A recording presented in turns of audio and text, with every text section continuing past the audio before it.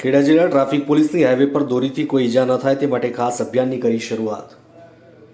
Ahmedabad Vadodara national highway પર દ્વિચકીય વાહનો પર પોલીસે લગાવ્યા safety guard. National highway number 48 પર હાઈવે પર જતા ટુ વ્હીલર ચાલકોને રોકી પોલીસે લગાવ્યા સેફ્ટી ગાર્ડ। હાઈવે પર સ્પીડમાં જતા ટુ વ્હીલર વાહન ચાલકોને દોરીથી કોઈ ઈજા ન થાય અને કોઈ અકસ્માત ન થાય તે હેતુથી પોલીસે લગાવ્યા સેફ્ટી ગાર્ડ।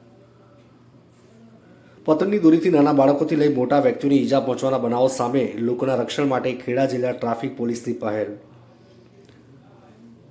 વાહનો પર સેફ્ટી ગાર્ડ લગાવી લોકોને સાવચેત રાખવા જિલ્લા ટ્રાફિક પોલીસની અપીલ। અલ્તાફ શેખ, કપડવંજ।